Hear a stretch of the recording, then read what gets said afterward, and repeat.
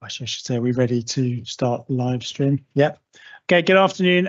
Welcome to the Scrutiny Committee. My name is Councillor James Wright. I'm the chair of the Scrutiny Committee, and we'll be attempting to keep you all in order today. So thank you very much. We've got a few items of housekeeping to begin with.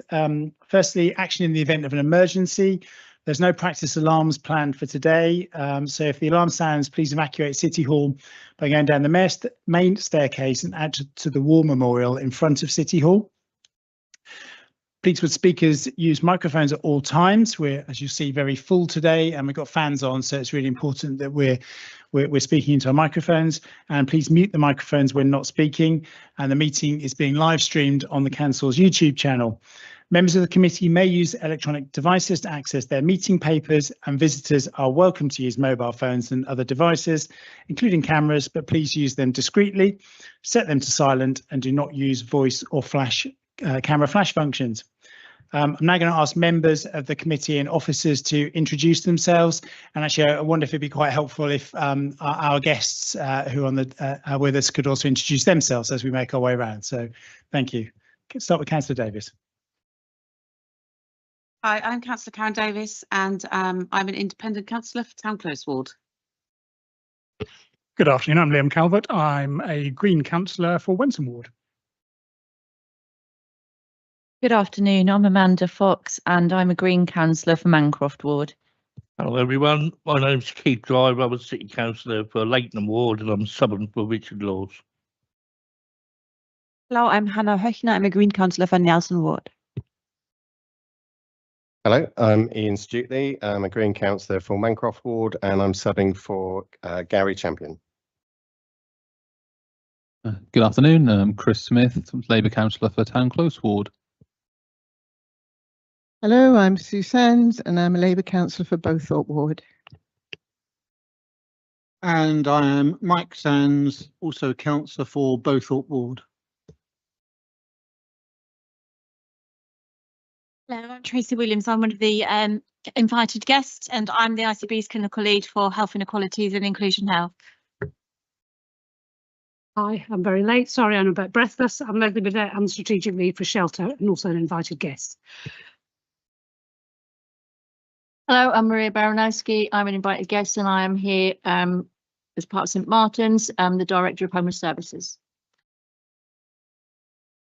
Hello, I'm Oliver Holgate. I'm a mental health nurse with the Inclusion Health and Homelessness team, and I'm from NSF team. Hi, I'm Jenny Walker. I'm the nurse of Pathways and Inclusion Health team with NSFT. Councillor Beth Jones. I'm Cabinet Member for Housing. Hello, I'm Rachel O'Morey. I'm Independent Living Manager at Norwich City Council. Hi, I'm Charlotte McAllister. I'm Housing and Partnerships Officer at Norwich City Council. So can we be very careful about having the microphones very close? Yeah, thank you. I'm Chris Hasted. I'm the Housing Options Manager for the City Council. Hello. I'm Executive Director of Resources.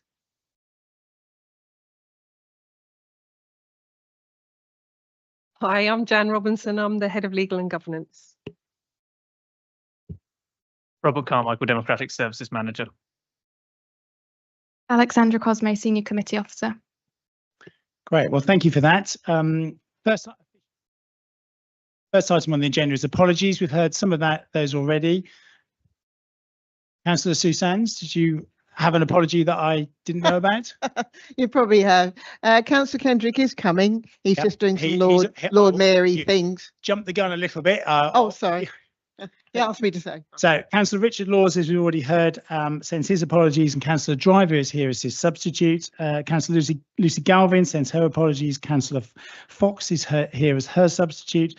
Councillor Champion sends his apologies, and Councillor Stuteley is here as his substitute. And Councillor Paul Kendrick has another commitment. He's the Lord Mayor, so he will presumably having a mayoral commitment, and he will join the meeting as soon as if he is able.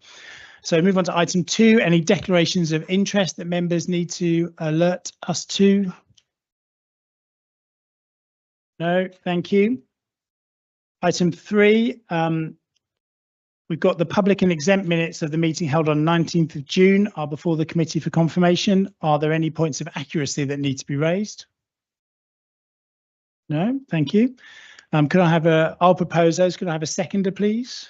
Councillor Davis. We'll move to the vote. All those, I'm actually going to take, Jan, if it's okay with you, I'll take both sets of minutes on the one vote. So I should have said that's for both the public and the exempt minutes. That was asking for any clarification. So I propose those. Councillor Davis seconds those. All those in favour? Everyone who was here, I think is probably the best thing. Thank you. Any against? No abstentions. So everyone who was at the meeting has voted in favour of those minutes. Thank you very much. So we now move on to the main item, which is provision for people sleeping rough in Norwich with a focus on health and well-being. Before I hand over to officers, I'd like to welcome our expert witnesses who have kindly agreed to come to committee today in relation to this item to answer any questions relevant to their experience and knowledge. They've already introduced themselves, but I'll just say it again. We've got Jenny Walker and Oliver Holgate from the Norfolk and Suffolk NHS Foundation Trust, Maria Baranowski from St Martin's Housing, Leslie Burdett from Shelter, and Tracy Williams from the Norfolk and Waveney ICB. Members of the committee have actually got a note in front of them, sort of giving a brief summary of who you are and your sort of expertise. And I'll just hand over now to Councillor Jones, who'll give us a quick introduction to the report. Thank you very much, and thank you for this opportunity to discuss how we support rough sleepers in the city. We always pride ourselves on trying to take a multi-agency approach when we're working on things, and I think Pathways is a really good representation of that. And I think it acknowledges that rough sleeping is— Sorry, Councillor Jones. We're having difficulty hearing you at this end of the table, so I don't know whether it's your mic, but if you could just almost be far too close to it, that would be useful. Thank you.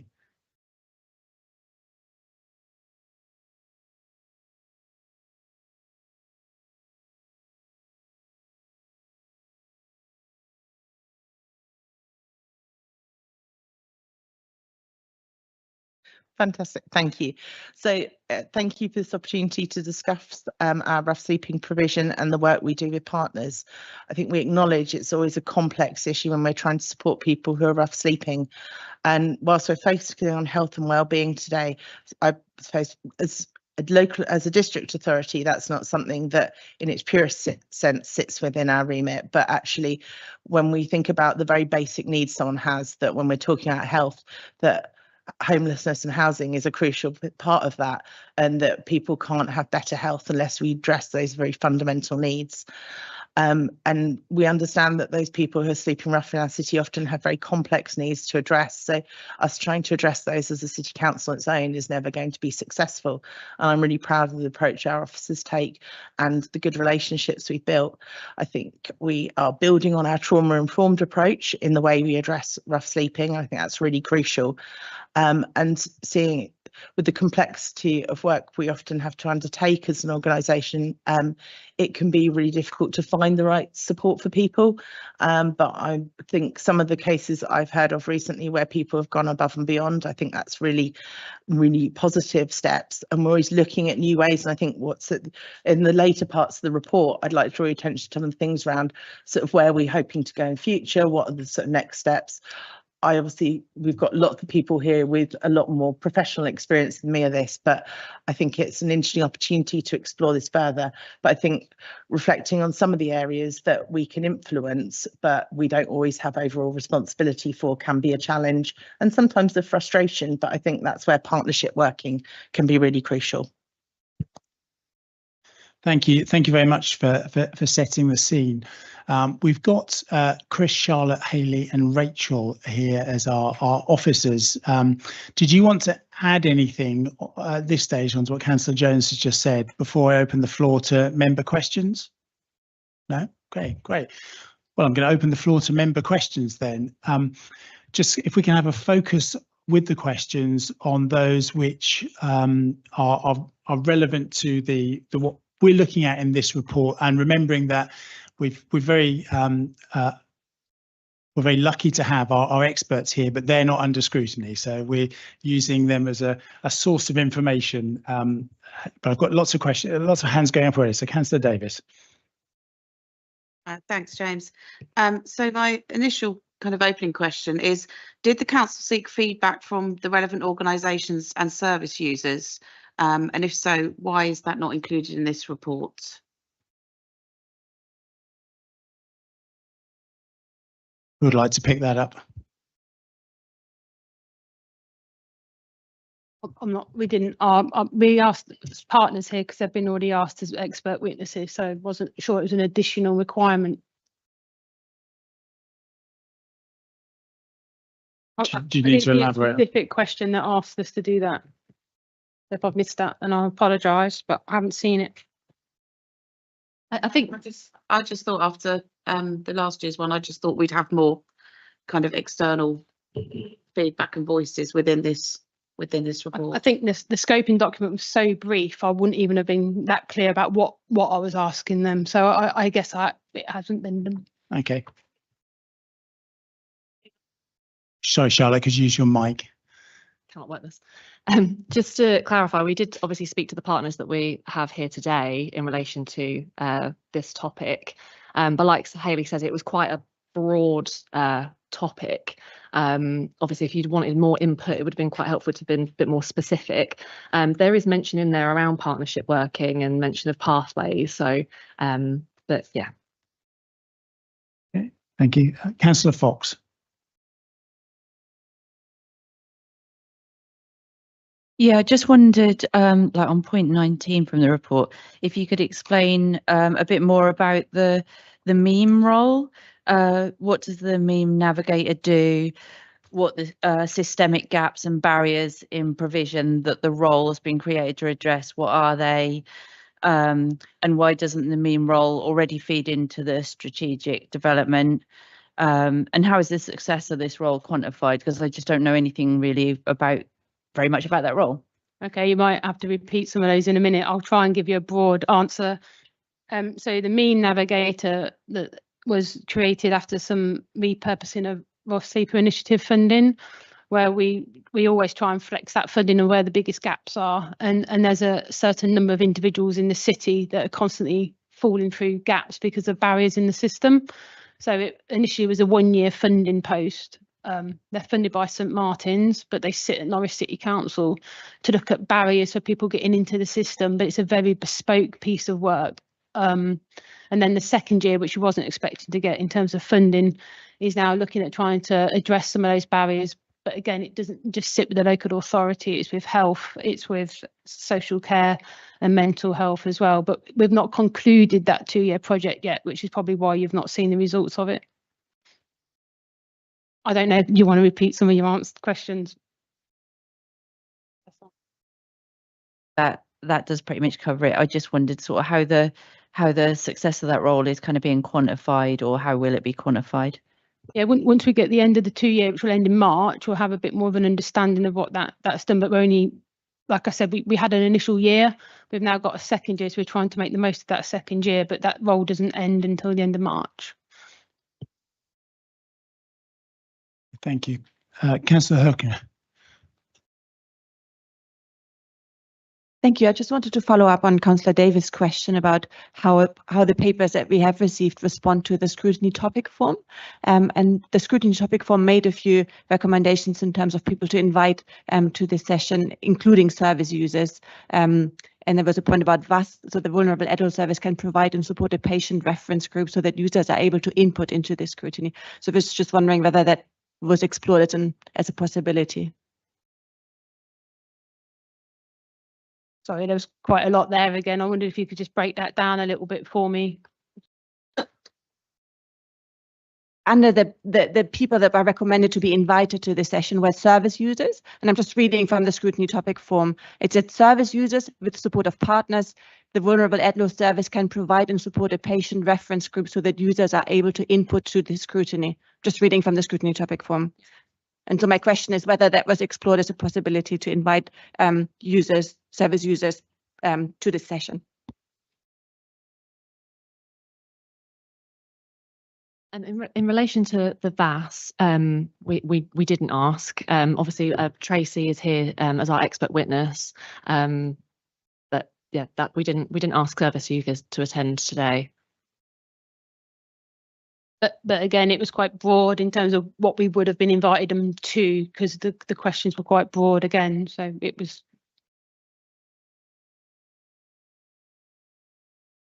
Any other questions at this stage?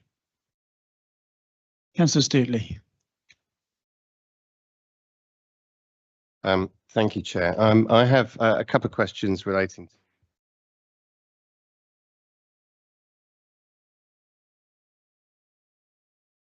to my mic. So with two questions, shall I ask them both at the same time? Yeah. Thank you. Or answer them one at a time, but you've got the floor until they're both answered. Okay. So. That's kind of what I meant. Thank you. Yeah.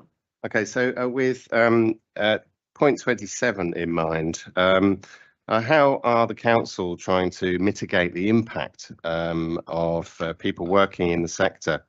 What could we provide to staff to attempt to ease the burden on them? Tools, additional tools, spaces, and ensure that they avoid burnout, while recognising that the issues stem from, in part, a lack of funding in the field. And a follow-up to that is due to coordination issues highlighted in point 29, would it be beneficial to delivery partners to be offered space here in City Hall?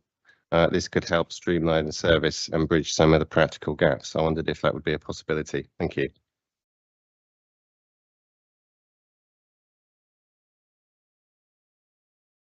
Councillor Jones. So on offering office space, this is something that's already being explored and that I've been in discussions about already, because actually it is an effective use of time and space, and that's something that's in process.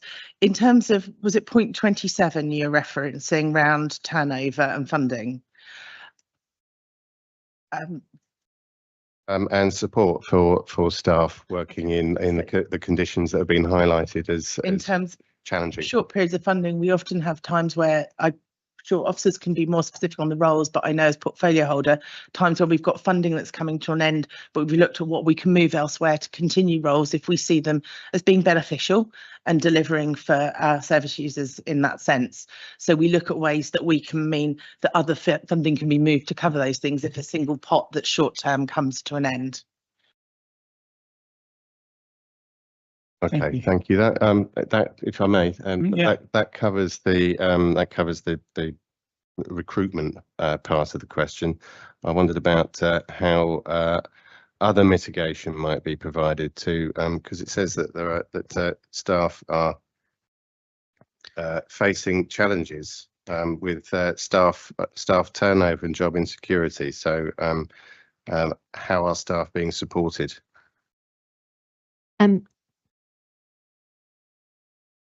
Yeah, I just on the funding, I think it's been challenging more so because we had a transitional year funding, so it was just a year, and in which case that doesn't give staff a lot of certainty in terms of what's going to happen in the future, and obviously we couldn't offer that. But government have reassured us that the funding that will be announced later this year will be a 3-year funding round, which will mean that it will provide more certainty rather than being year on year, which obviously is not ideal for our customers, our staff, or obviously like business kind of continuity or anything. So hopefully that will alleviate some of those pressures. Yeah, Chris, did you want to? I mean, the first thing I'd point out is staff are very engaged in what they do. They enjoy their work and they're well supported by the team.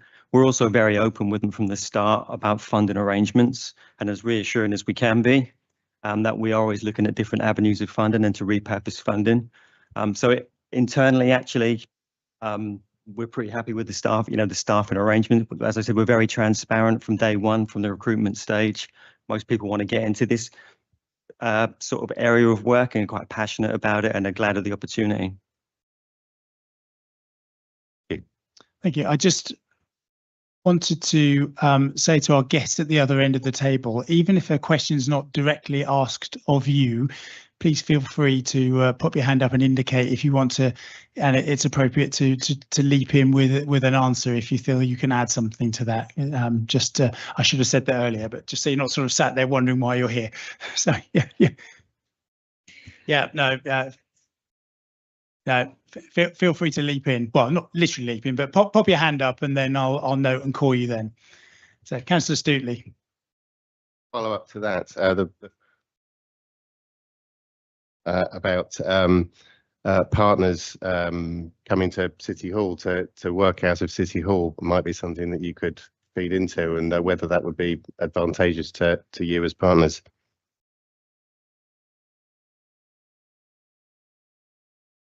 Sorry, I just wanted to add, we actually had some officers from St Martin's sitting with the rough sleeper team this afternoon. So co-location is definitely something that we are keen to explore with various different partners. One of the issues we've had recently with Rachel and myself, we've been trying to get Jenny and Ollie to come in and share some office space for about 4 months. And this is not necessarily trying to pass blame, but the Wi-Fi systems aren't going to be looked at whilst there's other work going on around regenerate. I think what's the word with City Hall? Reimagining City Hall. So there's no investment to secure, and then they just literally can't get onto their systems. They're using hotspots on their mobile phones. It's not productive, but we've got a long ongoing email trail with IT to try and resolve that. But it's one of those easier said than done sometimes. Well, actually, I was going to say, I think that resonates very much with members as well about how we find it unable to be productive when not using council-owned devices, etc. But as Councillor Stootley says, that probably is another scrutiny topic. So, Rachel. Yeah, we also have staff from other organisations working with our housing teams on a regular basis. So some Martin staff, our Interact service has Age UK, CAB, Mind, a health coach, different people like that. And we have NICS workers, CGL sometimes coming in. So whilst they're not directly working with the home options team, they are very much supporting officers to help people who we know are vulnerable and who may be, struggling to maintain their independence. So that happens all the time. The other thing I just wanted to say is the home options team are also taking part in Homeless Links trauma-informed community of practice work. So that's looking at how officers respond to people approaching us for help, how we do that well, and it also looks at how staff are supported within that and how they feel. So it's designed to help people feel more confident, because sometimes officers have to tell people information they don't want to really receive, but how you do that in a kindly way and feel that you've met your responsibilities but given that person as much support as you can, that's what the programme's about, and the team are doing really well with that. Thank you for that. Maria, I think I might have seen you indicate.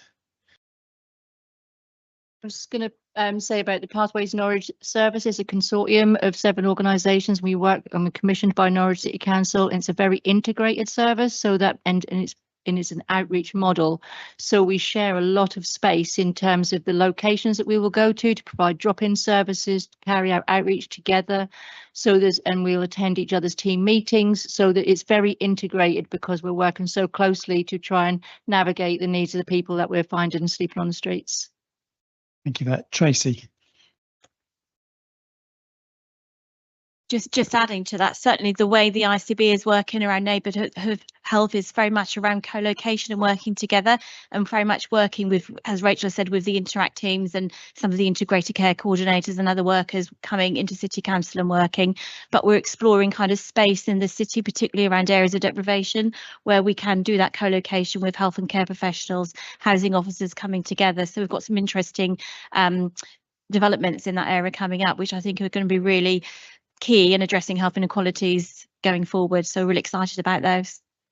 Thank you. Leslie. Yeah, I'll just add to that too, in terms of sort of shelters involvement with pathways, but also other partnerships that we are involved with in terms of ANCAN and the Norfolk Homelessness Solutions Forum always seek ways to obviously work as much as possible across sector and the multidisciplinary team. But to specifically answer your question around City Hall as a base, I think picking up on Hayley's point, this may not necessarily be the best building to co-locate at the moment in terms of how the public may want to access independent services and may not necessarily recognise that this is the point to come and get that support, particularly when we're talking about the most disenfranchised members of our community. Okay, thank you, and thank you all very much for battling through. We're competing with the music that's coming from the market at the moment, I think. So so in terms of councillors, I've seen already have indicated. I've got Councillor Herkner again, Councillor Mike Sands, got Councillors Fox and Driver. Anyone else at this stage? Councillor Davis. Thank you. I've got one specific question on page 19, paragraph 30, which mentions the absence of consistent data collection on returners to the street. So I'd like to know why it is so difficult to collect data on returners to the street. And then just because we haven't had any kind of general input from all the experts that give us generously their time, I would like to put a general question to all the experts, but what you see as the key challenges for health and well-being and for partnership working to support homeless people in Norwich, and whether there's any improvements you'd like to see in how the council works in this area. Thank you. So 2 parts there. Who's going to pick up the first part? I think we slightly misworded the question about return to street data, because we do have that and that is widely available. I think Maria was 50%. Maria, did you say of people return to us sleeping? I just want to add to that as well. We have recruited for a data post within Pathways, and so we commission Pathways out of our. Sorry, I'm not sure you can hear me. So we've commissioned Pathways out of our RSI budget, and as part of that, this year we have actually introduced a new data analyst role within that. So their role will also be important in terms of drilling down into some of this data and making it more clear, really, and presenting it in a way that partners can kind of look at it and yeah. Sorry, I just want to add, so some of the misunderstanding that I probably didn't make clear was some of those returns to the streets aren't necessarily within Norwich. Some people come from another local authority that have returned to the street, and getting that data, it's never going to be a true number. So we've got the internal data here in Norwich, but other people returning to the streets from outside local authorities that have left. I've just literally had a call from somebody who's came from Kent tonight that has ended up in Norwich. So that data sometimes can be quite difficult to collect and understand the raw data, but we do our best. Thank you. Maria, did you want to pick up on that point in particular? Yeah, the data, the 50%, it comes primarily from monitoring people who come into the direct access hostel. I have responsibility for Bishopbridge Housing, which is the Norwich direct access hostel. And what I look at is people who have been in the system at least once before, and I will monitor that year on year to see how many people are revolving and coming back.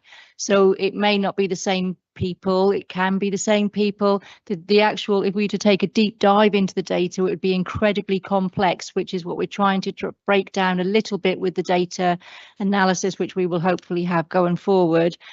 But it's largely people that will come because they're going into short-term stay, prisons, hospital. Some will abandon, some will be evicted. It will be behavioural and all sorts of, it's so complicated and very far-reaching in terms of wanting to understand it. So it's just a simple figure at this point for you. So obviously, Maria, you're collecting that as one provider. Yeah.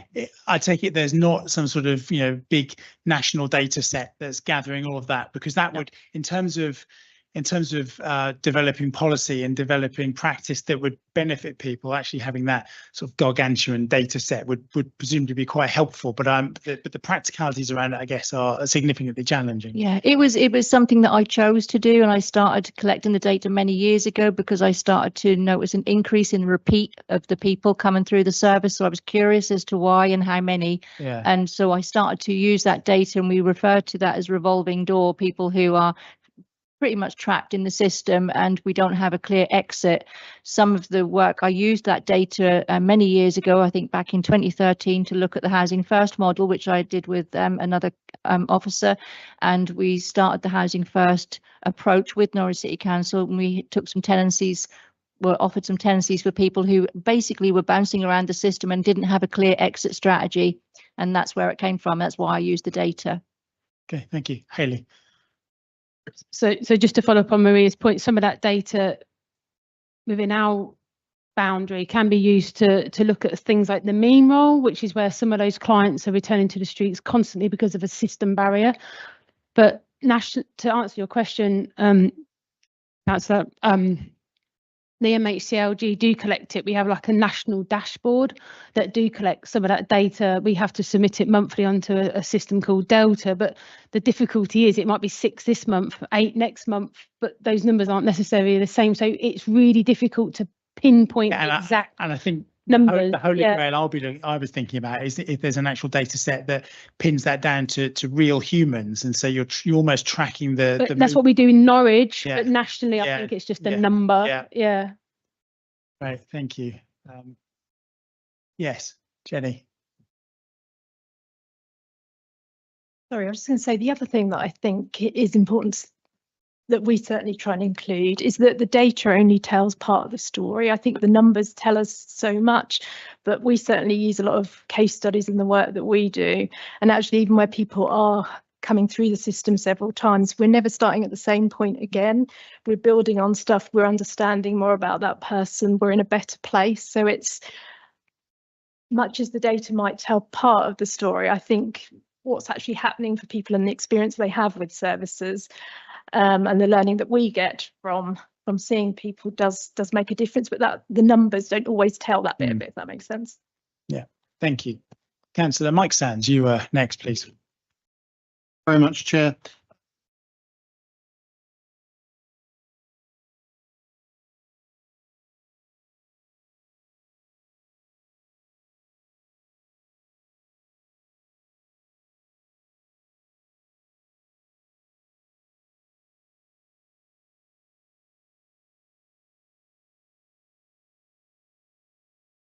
I wouldn't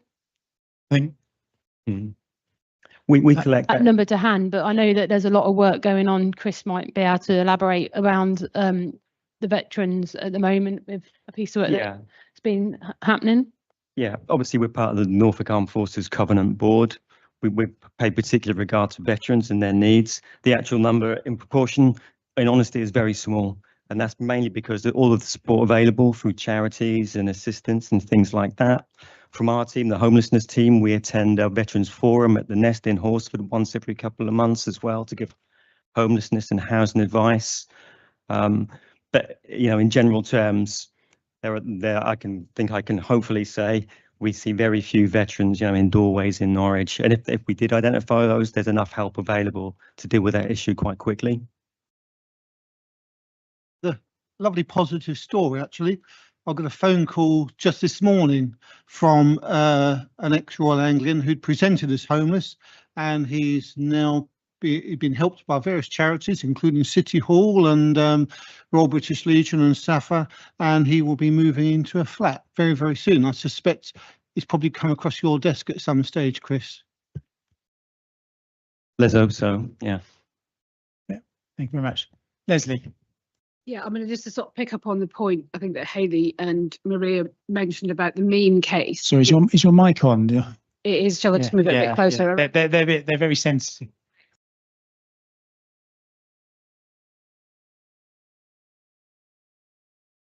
Switch myself off. What we tend to see in shelter are a lot of those people who fall through the cracks, who and I'm sure Jenny and Ollie will also have anecdotal cases where they're almost too complex for anybody to support, and that would be an area where I'd like to do a deep dive going forward, I think, with the council as to how we can really truly start to resolve some of that. That came out, I think, in a paper in Cabinet back in 2019, was presented as a barrier then, that people would be refused accommodation, and we're still there as part of the complexity. And I get that there are many players as part of that piece, including health and social services, but we're still here 6 years on, and we're still coming across cases where people are deemed to be almost too difficult to fix, which is an indictment of the system. We talk about a system, but we are the system, and we really do need to get to that point where we're fixing it. So hopefully the meme data will help that, but I think we've still got a long way to go. Yeah, if I bring in Maria and then Tracy. The meme navigation role was initiated as more of an investigatory role to try and understand the barriers and look at that and gather that information. That was the first year. So and part of that work, we're also working with the Safeguarding Adults Board currently to set up a process of really understanding some of these really complex cases, these individuals with very challenging needs and experiencing system barriers. So the Safeguarding Adults Board, I think, have had instruction from MHCLG to have more of an input into cases of individuals who have experienced homeless and facing these particular challenges. And they're very much on board. We're in the early stages and just setting up the terms of reference, but they're very much on board with assisting the partners and everybody in the community to try and mitigate some of these barriers and help us forward. Great. Thank you. Tracy. Yeah, just adding to that from a partnership perspective, it's certainly that complexity with some of our individuals that we do have in our community. There very much is a focus on the community, continuity of care group that's related to the Norfolk Drug and Alcohol Partnership strategic work, again, recognising that complexity. And also I know that the forum that Leslie chairs, the Homelessness Solution Forum, we've now enabled that forum, particularly which brings all of our districts together and wider colleagues together, again, recognising through reporting to our health inequalities framework for the system as a whole, that there is a real need around that complex group that crosses all sectors. So I think we have an opportunity to have a real focus on some of those, those real underserved groups that we have out there to do some support. So that's very positive. In respect of the armed forces, the veterans community, I think all partners are really active in the Norfolk Covenants Board. I think that's really positive as well. And there's a lot of work currently taking place in ensuring that services are linking, those veterans up and actually supporting families as a whole as well. Great, thank you. Councillor Fox next with a question, please. Give your mic on, please. Yeah, sorry, Chair, rookie mistake. Yeah, mine was relating to point 36, which is around like data to guide targeted interventions and support cases for funding. And it says that continued service user involvement will be essential to the process. And I just wondered how that service user involvement is going to be carried out, because I know I worked at St Martin's for a period of time, and Maria probably find the same thing, that when you're speaking to service users about things like consultations, it's not always top of the priority list. Some people have lots of things going on in their life, and so I'm just wondering how you kind of make certain that that input really covers the spectrum of service users' experience, how that information from service users is going to be got, really, I suppose. And then a second question, but around that same point 36, it says, as a stockholding authority, we will also seek to better align our own housing assets with homelessness prevention goals. And I wonder exactly what is needed for that to happen, and what steps as a council we're taking to make certain that those housing assets are aligned in that way. Right. Thank you. Who wants to pick up those? I think one of the questions was specifically around the audit, which I can't answer, but I'm sure my colleagues might be able to, about service users. But I get there's been quite a lot of questions asked about service user involvement and service user voice.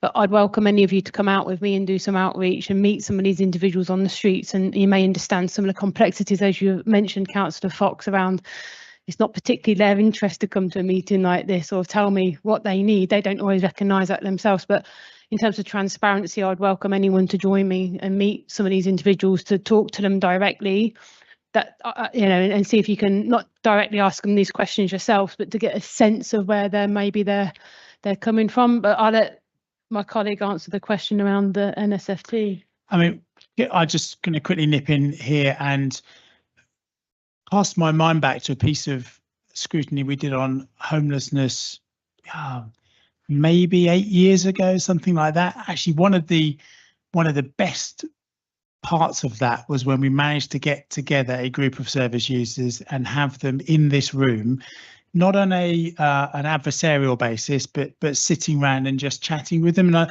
that wasn't without its logistical challenges to make that happen. But I think that really aided our understanding of what council policy should be like. So I think it's definitely something I think that if it can be made to happen, it becomes hugely valuable as a result of that. But prior to me interrupting, I think Oliver, you just popped your hand up. I was just going to add to the point around the difficulty around involving people, until you added that excellent point about it does work really well, which is we also have to be really aware of the negative impact it can have on people around they're doing really well, they're doing positively, they're coming out the other end of the system, and then we put lots of pressure on them to be involved in different things that they're not quite ready for, but they feel they need to. It doesn't always negatively affect people, but it's something that we're really aware of. So I know that's something that like all of our services think about when we're thinking about service user involvement.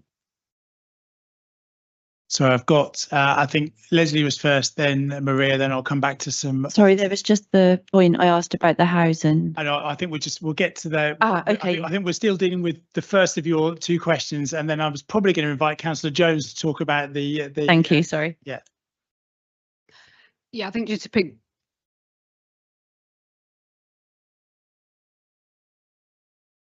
Keep turning myself off. They do have a bit of a mind of their own sometimes. I'm sure. You have to breathe near them, and then many people in this room who would like to turn me off, but there's it is sometimes very difficult to keep people engaged, particularly after a process. Shelter has a lived experience group, which is quite well established, who I'm sure would be very grateful for the opportunity to come and meet with this group, or you are also very welcome to come and have a conversation with them. Charlotte has actually, you are coming to speak to them in a few weeks around the sort of baseline for the new homelessness strategy. So we do try and find as many different ways to engage people as possible on their terms, but that doesn't come without effort, and it does require some specialist support for those individuals. That it's not an add-on to anybody's day job. It does require some dedicated resource to be able to do that properly without re-traumatizing people, and I'm sure Maria, we can probably pick up on that as well. Okay, thank you, Maria.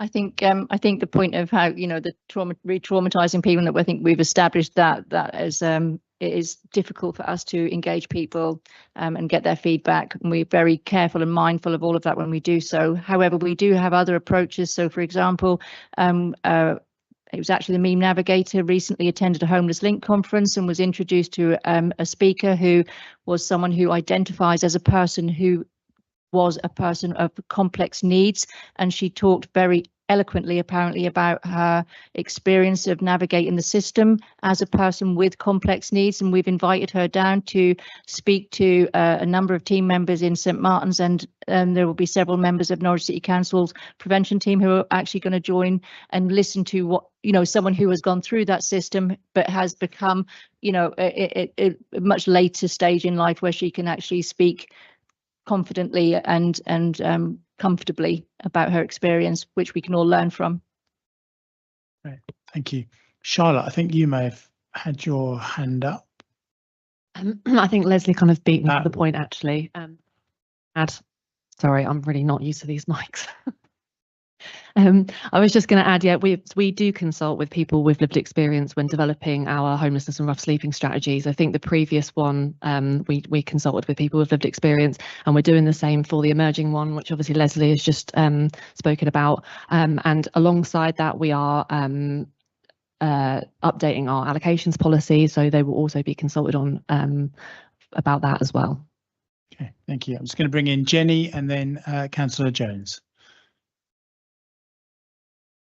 So I was just going to mention about the audit that we're currently undertaking, and actually it relates to your data question from earlier, but we're repeating this homeless health needs audit that was done in 2016 actually by people within the council, and we're really hopeful that that's going to bring us some kind of really rich data, and it also links to a national survey, so it will help us to kind of give a little bit of a comparison between different areas, which I think will be helpful.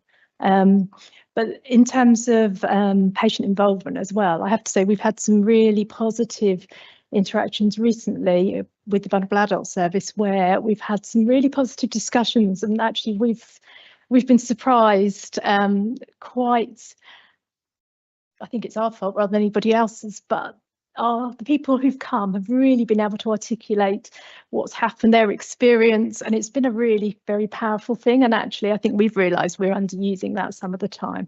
But I think it's around the right people at the right time and in the right environment as well, because the Vulnerable Adult Service is where a lot of people feel comfortable to come and speak. And I think that's a big thing, because it's coming into places like this is quite hard for some of our patients. Thank you for that. Councillor Jones. Thank you. I just wanted to comment on the bit round as a stockholding authority. We always are sort of looking when we're acquiring new properties, be it building them, be it purchasing them, we're informed by what our need is. But I think it's important to highlight, I suppose there's more to it than that. It's the house or the flat is just one thing. Often when someone's got complex needs, you can put them in a house, and that's why we have the Housing First model, that you put them in that, and without the appropriate support, that regardless of whatever property you got, it's unlikely to be very successful. It's what is the wraparound service around that. And I think one of the things also to highlight, I suppose I'm aware of more from my professional role, is actually the lack of at times of appropriate supported housing for more, that's moving on from a rough sleeper model, but more for long-term needs for people with complex needs, and finding appropriate placements for people and funding for that, which sits way outside of us. It's on a county level, but actually that has become more and more challenging, I know, from a professional basis. The opportunities and placements for that are few and far between, and getting funding for it's a challenge. But yeah, it needs that right wraparound support and that social care element going forward. Thank you. Right, who is next on the list? Councillor Driver, you are next with a question, please. Yes, thank you, Chair. I also can remember the scrutiny meeting we had a long time ago, when we had some people in. That was a really good one. What my thing in this is one, do we contact the probation service about people coming out of prison or anything like that, if they're going to be homeless or anything? Do we work with them? And two, you've got a number saying 12 people that are homeless in here, but I class people we're put into sheltered housing and St Martin's, they're still homeless. They're not allowed to live there for the rest of their lives, are they? So how many people we actually looking after like that in accommodation like that? I mean, if we put someone into a hotel, they're not in that 12, so they've got accommodation. So how many people are homeless in the city?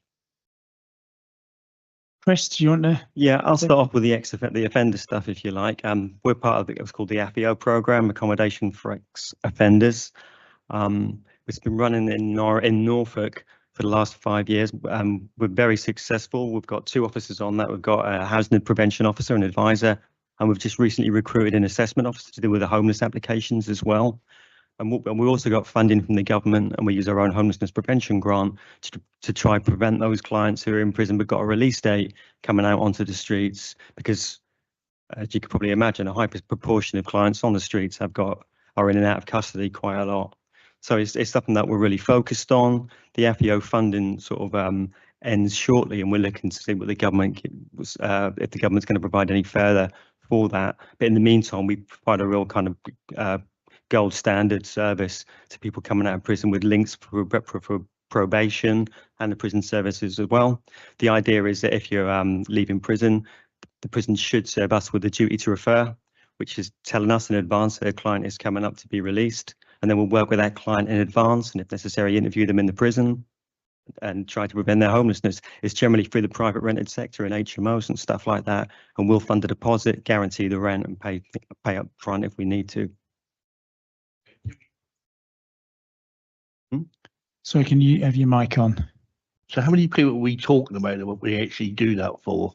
In the last year, I think we've done something like 75 prevention of homelessness duties through the AFIO scheme, which is why we're looking to continue it. Yeah, 75 is a big number, isn't it? It certainly is. And what about the other number I asked for? Any ideas? The rough sleeper number.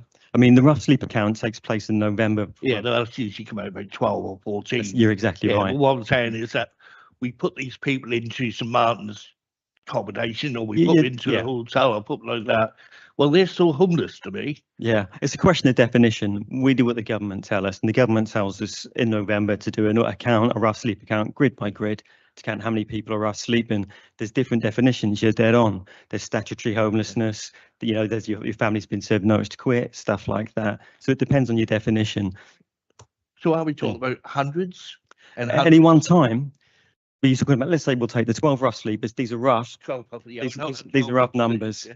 We've probably got about 140 people who've got homelessness applications active with our relief team as well. Okay. And I'm going to say around 350, 400 supported accommodation beds and temporary accommodation. And presumably all the people you don't know about who are just sofa surfing. Yeah. Happening all over the country or just in Norwich? We're well off in Norwich. We used to get other authorities given money to go on a train to come to Norwich and stuff, didn't they? Because they did. Because Norwich had a better housing policy than anyone else. Is that still happening as well?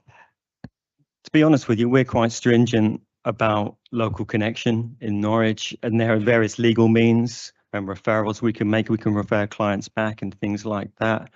It will always happen because there's a lot of services here. This is quite an attractive place for rough sleepers, given the amount of services and the assistance and charities that are available to rough sleeper. Exactly.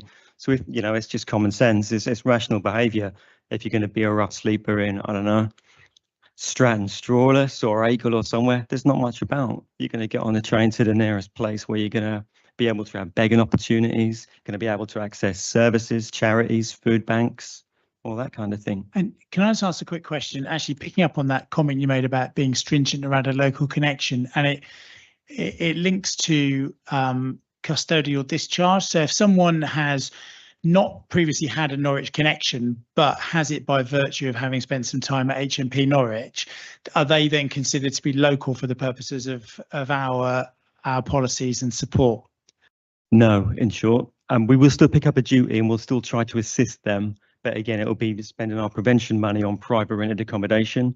We also have a reconnections officer in Hayley's team who will seek to contact the local authority where the client is originated from and negotiate with them a return to accommodation. There's lots of things we can do. We can be as inventive as we can, given the client's needs and wants. We're always honest with the client in terms of local connection. We're not pulling anyone's leg and saying, yeah, come to Norwich, you're going to get a council flat within the next couple of weeks. So we always provide realistic advice at the first point of contact. And as I say, we have got a reconnections officer who will facilitate reconnection. Right, thank you. Councillor Driver, I think we all your points were now covered, were they? Yeah, great, thank you. I'm going to bring in Councillor Davis now, then Councillor Smith, and then Councillor Stuteley. Thanks, Chair. So this is about the vulnerable adult service. Obviously, it's currently safe, but there are fewer numbers of GP sessions. I want to know what the future, if we've got any future assurances around the continuation of it, how it will be monitored, and what impact this will have on continuity of care for vulnerable individuals.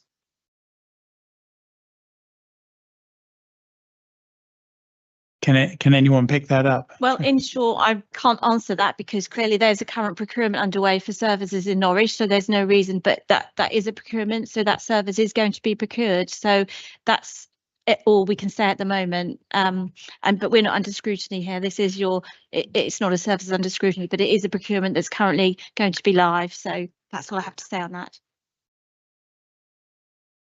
Thank you. Councillor Smith. Thank you, Chair. Sorry, that's a bit echoey. Thanks to everyone for all the work you've put into this and everything we've heard about it. And obviously, really, Councillor Sands, I think, said really positive stuff. A bit of a broad question. In page 20.37, it says Council continues to advocate for public health approach to homelessness, one that understands rough sleeping as a symptom of wider social failure, responds with compassion, coordination, long-term commitment. Obviously, completely agree with that. I'm sure everybody else does. Maybe a question mainly for our partners, perhaps, but are there any, what are the real causes of homelessness? I think I have an understanding of it. Also, yeah, we could talk about that forever. But the idea about, social failures, are there any particular social failures in Norwich that we are failing at more than other areas? So I know we've kind of touched on this, lots of questions. But is there anything that the council can do within any of its other competencies that can better address any of these failures and help prevent the work, prevent some of the issues you're dealing with, I suppose, is my question. If we've, I think, Leslie, the only way you can end homelessness is to have more affordable, safe homes. That's the end of, really. We need more social homes. We need more secure homes for individuals who can thrive in and grow up in safe environments. More regulation around the private rented sector. Hopefully, when the new bill comes in, that will hopefully make some headway in the shorter term for a few people, but it's not going to be perfect. So, the best thing Norwich City Council can ever do, feeding up to your colleagues in planning, is to scrutinise every single development and make sure that it actually meets your housing needs. That is the baseline of what any local authority can do, is ensure the delivery of safe homes. And that, and picking up on the points that Councillor Jones rightly said, all those other peripheral parts of the other moving parts of the system, be it access to GP practices or mental health services, having that safe home really is the baseline. In the short term, I think it's listening to the people who you represent here in terms of hearing their issues, and working with partners and finding ways to learn from the stories, both the successes and failures in the system. But sorry, I'll get off my shelter campaigning platform. But I have to say that their job would be an awful lot easier if they had more properties to be able to put people into. Presumably, but as you say, more of the right type of properties. Exactly. I think this is perhaps one of the challenges that we sort of see, I guess, because of things like permitted development, where you've got conversions that can happen of previously commercial properties that aren't necessarily what we would have in an ideal world. Well, actually, that's an interesting point. We start with questions here was around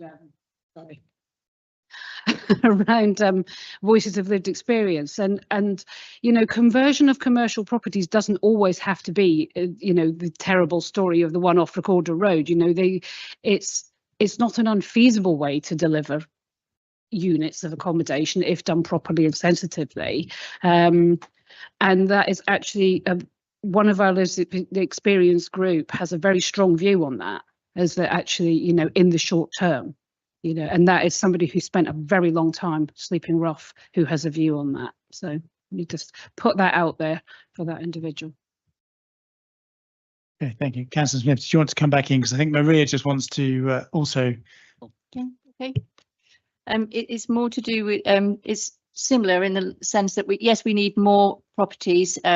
We're very fortunate here that we have a local authority that's holding stock and we can use it for the housing first and things like that. But it's about having more discretion, I think, around people who have experienced long-term homelessness.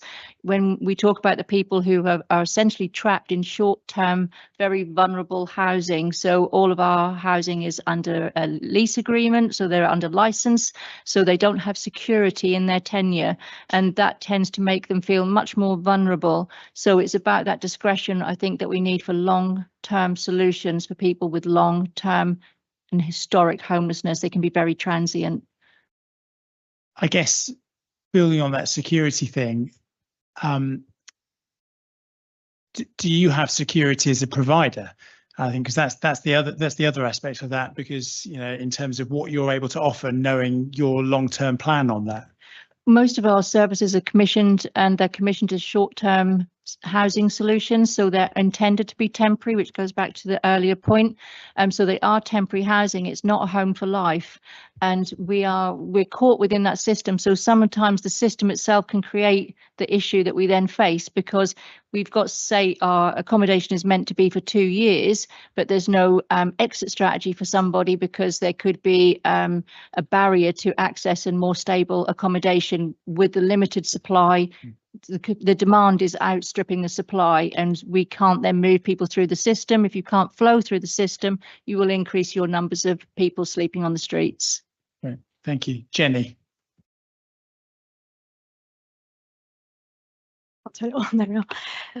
I think going back to your question around the causes of homelessness, I mean, I think, and everybody here knows there's a vast number of different reasons for different people, but I think for a lot of the people we're supporting at the moment, the complexity of their needs is huge. The level of trauma we see that people have experienced from a young age, the level of care and support needs, the poor health that we see, mental health and physical health is huge. So that's where this Pathways team, I think, works so well, the kind of multi-agency and the creative solutions, because we don't always have the right solutions for people, which is why some people we're struggling to look for. And I mean, Hayley's come up with lots of creative solutions for people. And I think those kind of things, and the point that Beth made around more supported, though we haven't always got the right options for people when we've got that complexity of need, which is sometimes why things don't work, because it's not the right thing for that person. So it's how we can be more person-centered, I guess, in looking at how we can create those solutions. Thank you. Councillor Smith, I think Councillor Jones wants to say something. I don't know if it's continued in the answer to your specific question. So Councillor Jones, you come in, then we'll bring in Councillor Smith after that. I suppose it's also, I just want to sort of introduce the other side of the ball. We've talked about the rough sleeping side and complex needs, but actually there's also the prevention of homelessness for people with complex needs that is equally really, really important, because we don't want people to get to the point where they're rough sleeping. And actually it's addressing that. And I think that's where I think Rachel probably could talk far more than me on this, but some of the stuff's going on. I know I've referred someone in around hoarding recently for support, and that works with St Martin's, I believe, as well, and that people where those really complex embedded needs could result in them losing a tenancy. And actually, if we can stop them getting to the point where we've then got to things have got to be picked up again, the specialist support team, I know from my professional role, works with some very complex individuals. There's someone that I've been involved in a professional role who's also been with them, and I was just absolutely overwhelmed by the work that went into keeping him in a tenancy, because I knew the complexity he presented with, and the specialist work that goes in around people who've experienced domestic abuse as well. But particularly the specialist support team, you know, there's not much that's, I don't think, too complicated for them. They will deal with most things, and keeping people with very challenging lives within a tenancy, if we can stop them becoming something that Pathways then will pick up. Thank you. Councillor Smith. Yeah, thank you very much for all those answers. Obviously, fantastic. Yeah, prevention and Jenny, your point again with things I want to mention. Actually, obviously, completely agree. Prevention better than cure. Really great to hear about all the complexities involved. But yeah, that idea about complex needs leading to people ending up in the homelessness system as well. So on page 18.20 talk about the target priority group outreach officers, and says the role focuses on individuals with high support needs, disengaged from mainstream services due to severe trauma, addiction, or systemic mistrust. And again, I think I understand what those things mean in terms of the general picture of what we're talking about. But again, could we say any more about the specifics of those, again, about the people we encounter in Norwich? Again, is this a specific Norwich problem more than other places we could name? Are we finding people in Norwich suffer from those things, severe trauma, addiction, systemic mistrust of systems, more than in other places? And if they are, is there again anything we can do to try and prevent these things going forwards? Or again, are they again more kind of bigger systemic nationwide problems given the health of the nation? I mean, I don't know the data, but what I can say is, I'm one of 11 hubs across shelter who do face-to-face services, and what my colleagues report is that the issues are very similar. Cities, for example, like Birmingham, have enormous issues that are far greater than what Norwich have to face. There are children growing up in temporary accommodation in Birmingham, and they are a stock-holding local authority, but they have such blockages in their system. People are born and leave home in temporary accommodation, which is a travesty. So homelessness is a nationwide crisis, but I think the crisis is across the system nationwide and is done better in different places, but the issues are very much the same. I don't think Norwich is necessarily unique. Thank you, Hayley. Just to reassure you, Councillor Smith, no, it's not a local issue, but I will talk a little bit more about the targeted priority group. But just in terms of, we do try as much as we can to visit other local authorities to see what the issues are. But again, we've got to be realistic in what the comparisons are in terms of size. So I know in the last 12 months, I've visited Peterborough, which is a local authority, and up to Manchester, and on Tuesday I'm going to Watford. So we do try to feed back from other local authorities, but we have to be mindful that each local authority comes with its different challenges. The targeted priority group is a national number. I think London have a target priority 1,000. So it's the number of people in your local authority that are the furthest away from a housing solution by definition. It's not meant to be a large number. Last year it was 21, this year it's 18, and that's based on a number of statistics. And this particular officer, it's a new role. A lot of other local authorities haven't got this. We've been a little bit ahead of our time in terms of creating it. Again, we've been creative with funding and different, moving it around in different pots. So this officer is just focused purely on those 18 individuals to spend the time it takes to dedicate time to try and understand what these homelessness issues are and work them towards a closer step towards getting into a housing solution.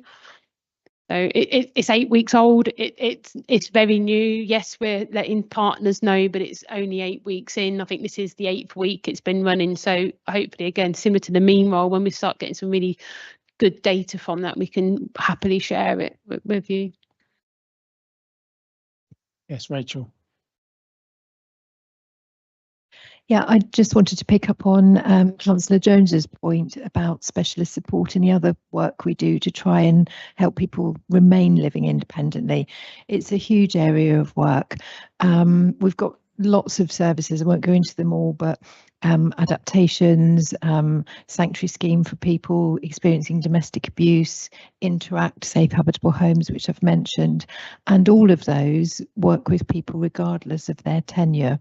So they could be council tenants, they could be owner occupiers, and anything in between. We're taking a proactive approach to case finding with Interact at the moment. So looking at people who are under occupying, but perhaps not being able to manage their council property. So having conversations about what do they need in order to help them either stay where they are or move to something that's more sustainable for them. The specialist support team will also operate using a coaching model. So that's really trying to empower people to regain control themselves, develop their skills. And all officers have many opportunities to take part in learning and development. So we have things like making every contact count, behavioural change training, that's, you know, universal for all officers. We also work with partners as part of the Early Help Hub to identify people living in Norwich where there are risks and concerns, and we can easily see, are other agencies involved and what do we need to do? And Early Help Hub, we have regular information sessions. I think we've had about nearly 40 something in the last year, where different organisations come and talk to us about things like headway, for example, and brain injuries, what to look for, how people could be better supported. So it's really sort of through the core of everything we're doing in housing and community safety is about trying to help people sustain what they have and be in the right place for them. Thank you for that. Councillor Stutley, I think you were next with a question, please. Yes, thank you. So page.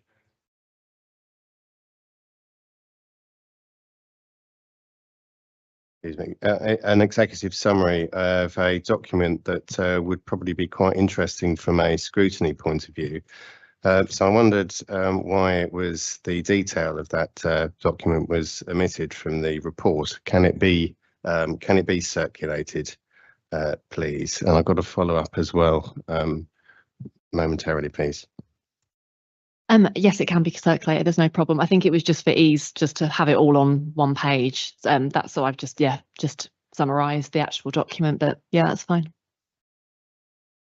Thank you. And supplementary to that is we've heard from a few councillors today that the answers we've received have been very comprehensive, and I extend thanks for those.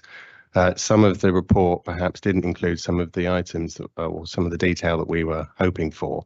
And there were a number of questions presented by permanent members of the committee that are not here. I wondered if we could have a follow-up report with those answered in due course, please.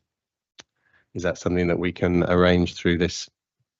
Yeah, I mean, we can get a steer from whether officers need this to happen, but we, you know, if need be, that can be a recommendation that's voted on and gone through that process. But otherwise, I'm assuming, Chris, can we probably just do that anyway? Yeah, a list of questions is fine.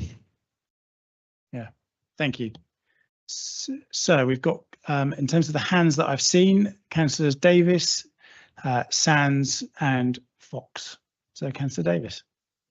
Thanks, James. So my question is about people, and I think as councillors we've all come across people in this situation, people who are homeless, who have outstanding debts to the council. How is that dealt with, and does it prevent anyone from getting a tenancy in the future? Chris. In terms of that, there's two ways to look at this. The first one is in terms of the housing register. It may affect them getting an allocation, because the policy is if your behaviour has been such that a landlord would be likely to get a possession order, you wouldn't qualify for the register, or if you've committed a serious ASB, stuff like that. And what we normally ask for in that regard is for the client to evidence over a period of time they've addressed that behaviour. We normally say set up a repayment arrangement that you can afford and maintain that for a period of time to evidence your qualification. So it's not a lifetime ban or anything like that. It's really just to show that you've evidenced that behaviour, and the amount in that is really insignificant. It's the behaviour that's being looked at there and the ability to maintain a payment arrangement. In terms of homelessness and things like that, unless you're homeless because of those arrears, it wouldn't make any difference. It'd just be what happens at the end of the day, why the client is homeless, and if the legislation is met and the council has a duty to rehouse. So, for example, if you're the victim of domestic abuse who coincidentally owed £3,000 on your rent account, you'd still be rehoused by us regardless of the £3,000. Just to follow up for shelter, actually, Leslie. In terms of people you see coming through the door for advice, what would you say the main issue is at the moment with people accessing housing? Trying to access private rented sector is still an enormous barrier for people. I would say that's probably our biggest footfall at the moment in terms of people with issues regarding either quality of private rented accommodation or are losing private rented accommodation because Section 21 is still sadly alive and well. In terms of sort of issues related to the council, obviously we do have some cases where people feel they have a barrier to accessing accommodation. A lot of those cases that we see, we never come to the council with, because often when we look at the specifics of the case, we don't see that there is any merit in terms, that the processes have been followed. Accessing accommodation is still, we are a homelessness charity, so that is what people come to us for. Again, a high, when I've looked at our data, usually across any quarter, it's usually about 60% of people have some either health or mental health disability. People are also struggling with finances currently as well. I mean, our legal team who represent people in court every Wednesday are seeing people struggling to obviously cover the rent. So, yeah. And domestic abuse, again, sadly, is another challenge. Thank you for that. Councillor Sands, you're next, please. I think Councillor Davis really asked my question, which was relating to sort of personal debt, people fronting up with homeless, as well as all these other problems they have. They often have enormous debt as well. So I think that's been covered. Great, thank you very much. Councillor Fox. Yeah, the report talks about sort of the importance of trauma-informed care, and I just wanted to, I want to know a couple of things really. One, whether all of the staff at City Hall who deal with vulnerable people, who deal with people in housing insecurity, whether they've been trained in, as standard in trauma-informed support. And also, I just wondered, this has come from a really personal perspective, because my dog's my most important person in my life, and I wondered what support what provision there is for support for homeless people along with their pet, with their dog. Yeah, I think that was. Oh, and just one other thing I just wanted to quickly ask about was, I know, during my time at St Martin's, I don't know if it's still the case, because I was working with older people at St Martin's, and I know there was a really significant proportion of people who had been looked after children who had come from care settings, and most of the people who I worked with had childhoods where you could almost predict where things were going to go. And I wondered, in terms of homelessness prevention, how much focus is going on in that early intervention, in the first few months of a person's life. I mean, you can almost see sometimes where things are going to lead, and if we're not tackling things that early on, then we're not really addressing long-term solutions. That was really greedy on the question front. Thank you, Chair. I'm going to let Rachel answer the question around trauma-informed approaches, but in terms of your other question, I'm sure Ollie and Jenny might add to it, and Maria, but that has to be client-led. The access to early help, that can't be led by us. It has to be led by them, and it may not be right within a couple of months for them to start accessing that. I know it probably sounds like a bit fluffy, but that has to be. People spend 20 years before they access health advice around trauma that they've experienced at childhood. So I can't give any guarantees that that'd be something we would want to enforce on them. But I understand what you're saying and the importance of it, but it wouldn't be something that we could do to them in an early stage and sort of commit to that within a certain period of time of their stay in supported accommodation.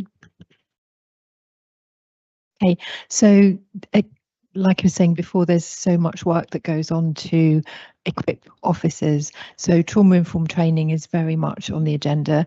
I can't tell you that every officer has done it, but it's certainly available, and many of them have. We also have a vulnerability framework as a council that was approved at Cabinet recently, and that's linked to the corporate debt policy. So there will be training coming out in the autumn around that. So it's basically outlining what factors make people vulnerable, and if we're undertaking any kind of enforcement role of any kind, whether that's about debt recovery or antisocial behaviour, for instance, any of those things, how we need to take that into account and work in a sensitive way. So that's really very much there. Officers also have we have safeguarding training, adults and children, graded care profile, which is all about children with, who may need care, that kind of stuff. And in our health and wellbeing partnership, which Tracy is part of, we're looking at the factors that cause health inequalities, which also are more likely to lead to homelessness. So all of that you were saying around people's stories and life opportunities, that's exactly what the Health and Wellbeing Partnership is working on, reducing that in Norwich, targeting things in particular areas, particular communities, particular cohorts of people.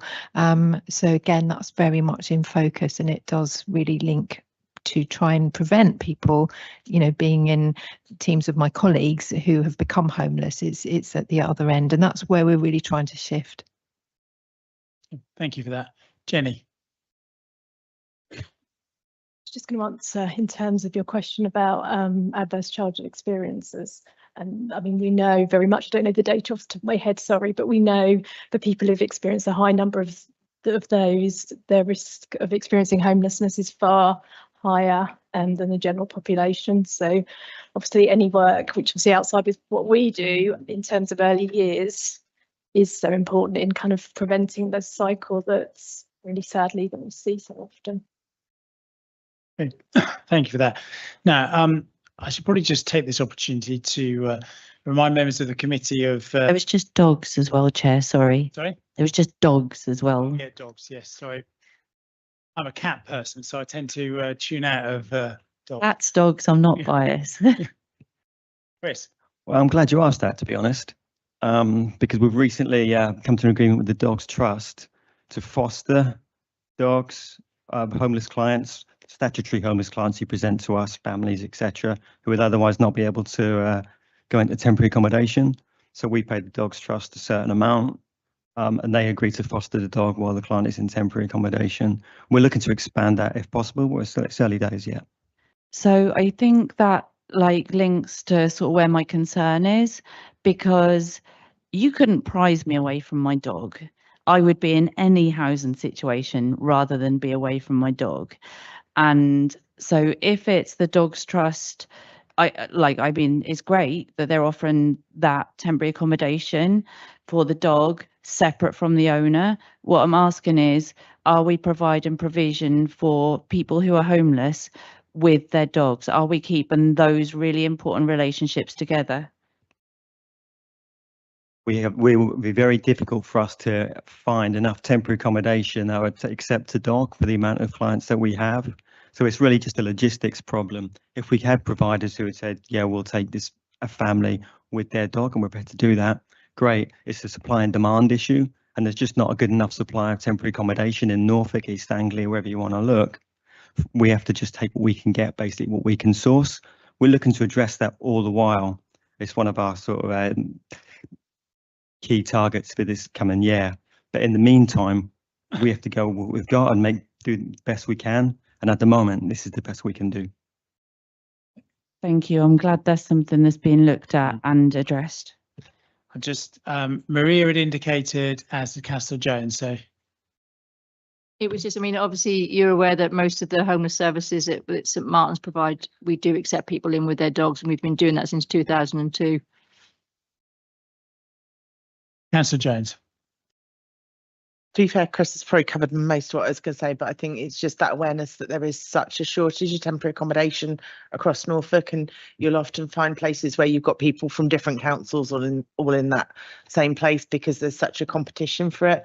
When I work, maybe speak to Broadland or South Norfolk through work, there are people who've been placed in Norwich, so there's a real competition for that. But we've been having a lot of conversation exploring about what options we've got for procuring accommodation from other sources going forward that's a bit more stable and that we have more control over. Thank you. I've got two people that have indicated that they want to speak. I just need to do a bit of a time check for members of the committee and for members of the public and our guests who are here. That this committee has rules around what happens after, as we get to the 2-hour mark, and we're at the 1.5 hour mark at the moment. And we've got 4 items left on the agenda we haven't even begun yet. So going to invite Councillor Stutely to ask a question, then Councillor Davis, and then I think we've already had a commitment from Chris to look at any questions in that come in on writing. I think we probably need to draw a line under questions at that point, maybe with a view to looking whether there are any recommendations that we need to put forward on the back of this. But Councillor Stutely, then Councillor Davis, please. Okay, thank you. A few years ago, we had a scrutiny committee on this same subject, and I remember it was online, a remote one, and we had a guest from I can't remember who it was, but it was a national partner or shelter provider, Yeah.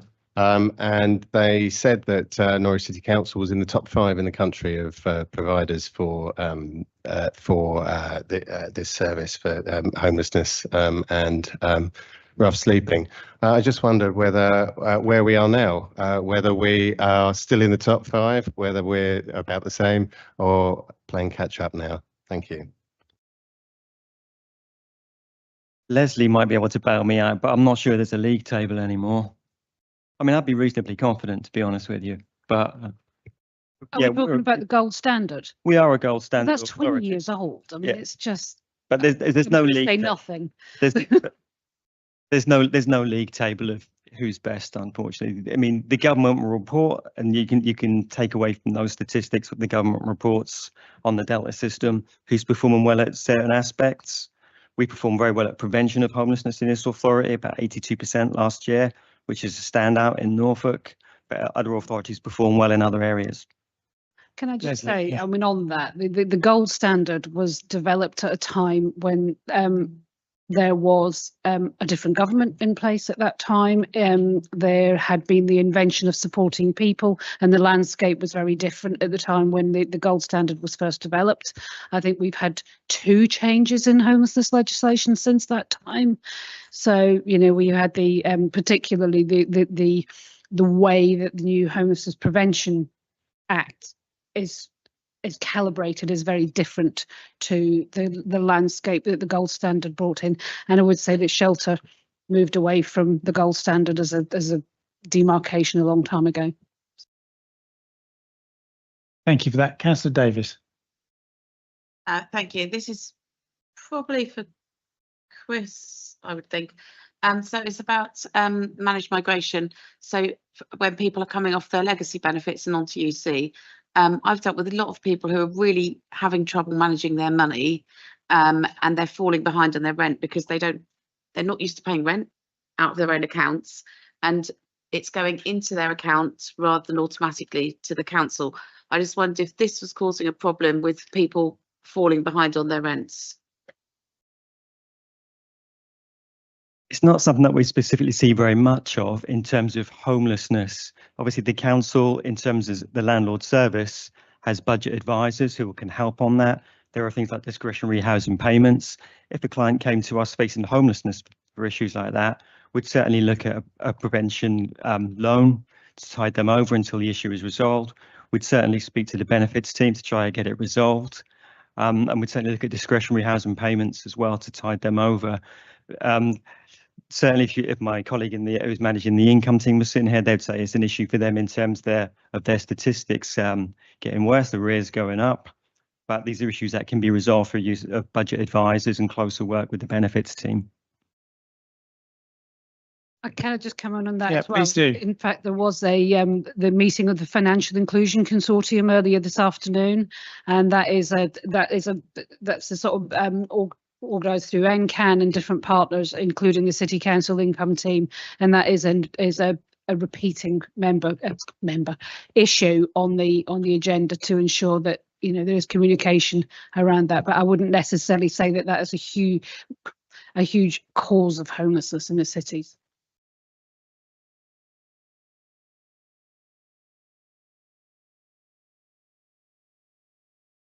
I keep turning myself off again.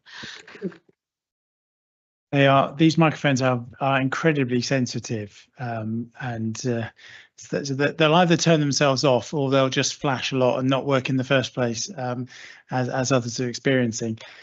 So we're at the stage now where we've had around about an hour and 20 minutes of questioning. It's been very useful, and so thank you very much to everyone who's been able to sort of feed in with the answers there. One of the things that we can do at Scrutiny is look for any recommendations that might have come out of this. And the purpose of the scrutiny is to provide information relating to provision for people sleeping rough in Norwich with a focus on health and well-being. So we weren't looking for any particular recommendations, but I'll have a brief period where we can open up for members to consider the possibility that there might be some. Councillor Davis. Could I recommend that we have another scrutiny or an update on this in 6 months' time or so? And then people can submit their questions and come back with, with an update, because, things may have changed in 6 months. It would just be handy to just keep this on the agenda really as a live item. Yeah, I mean, shall I tweak? Can I tweak 6 months and suggest? You can tweak it however you like. Well, because I think I wonder whether it would benefit, so that it's not then repeated within the same civic year, whether we look at it at the very beginning of the next civic year. Yeah. Because we're often on the lookout for those items which are sort of ready, shovel ready, as they say, to sort of come while we're still getting the work programme up to speed for the next civic year. So that this might be one of those that could well slot in there. Yeah, that'd be good to have an update, because obviously we may have new laws by then, who knows. Yeah, thank you for that. Anyone else have any comments that might come out of this as a recommendation?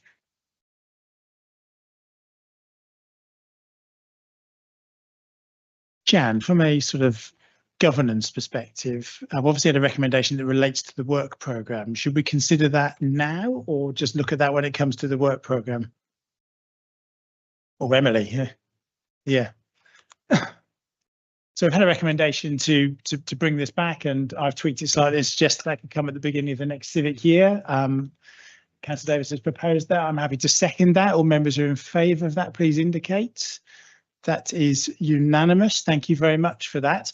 So I think that draws a line under this item. Thank you very much to those guests who've come in to help us with our questioning. You'll probably note by the number of questions how interested members are in this particular item, and there are obviously going to be some more questions flowing in through to our officers, but I think it might be useful if we not circulate them to you expecting answers on them, but circulate them along with their answers, so that you've got a complete understanding of everything that's come out of our further deliberations. But thank you very much. Yeah, thank you. So that concludes item 4. And we'll just have a brief swap around.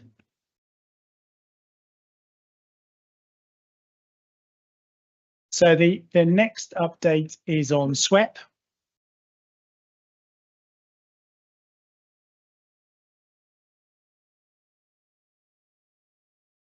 So we're now gonna move into some members who are disappearing.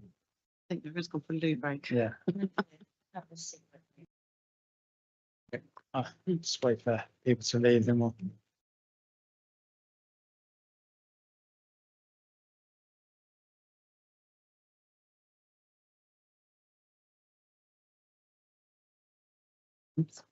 Leave quite soon.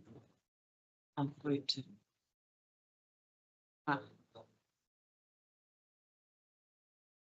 Okay, great. Well, let's crack on with item 5. So it's an update on the SWEP provision 24 to 25. Councillor Jones, I think you're going to introduce the report. Thank you, and thank you for giving us the opportunity to feedback. I wanted to, given there'd been very robust scrutiny discussion, I wanted the opportunity to come back after we'd been through the winter to see where we were and to feedback some of the things that we've been doing. Obviously, we had the scrutiny in September last year, and then there was a petition, and there was we discussed this at Cabinet. So the report gives you an overview, and I think I'm really pleased with the person-centred approach we've been able to move to in our SWEP provision and how well that's worked. And also you'll see that SWEP has been used not just in the winter months, but recently with this incredibly hot summer. And I think I've seen regular communication around it. And I think in terms of the use of it, it gives you some stats in the report to explain how many individuals are accessing it. And actually, there was only in one occasion where someone on the first night was not able to access, and that was due to risk. And that was something we talked a lot about at Scrutiny, because we do have to think about risk. That is really crucial. But actually, there was never people were able to access it regardless of eligibility, immigration, verification, prior need, local connection. It shows how SWEP can work. So I think I'm not going to go into this in too much detail. I suppose it's about any questions that follow up from this, but I think it was important for Scrutiny to get an overview and a catch up on this, and happy to sort of follow up in any way from that. But I think it does show that shift. I'm really happy with that, because we've got to modernise the way we support people. And I think, as we've just heard, what people who have complex needs have a lot of challenges, and we've got to be responsive in the way we provide accommodation at whatever point in the year. Also, that this has enabled us to be more engaged with people, because actually if you're not putting them in the night shelters set up often, you've got that more of an opportunity to engage with individual needs and actually look at that longer term work, because we shouldn't be talking about that 1 or 2 nights of SWEP. We need to be talking about our longer term intervention and support. And maybe that's the opportunity where someone actually is ready on that contact for change. And it is about process of change sometimes for people, that on the first few contacts when we might be putting them in accommodation, they might not be ready to move on. But actually by this more individualised approach, we've got more opportunity for that engagement that might be that are at that time to take the next step. So I think that's been a positive part of this. Thank you. Right, thank you very much. Any questions for Councillor Jones? We've got Councillor Davis, then Councillor Halkiner. Thank you. This is page 35, and it's the table about activations and total number of nights. I just wonder why it was so different across different councils. I know obviously it's a power and not a duty, but Great Yarmouth activated SWEP 4 times over 21 nights. We've activated 5 over 19, and Breckland's acted 6 over 43 nights. I just wondered why there was such a difference between us and Breckland.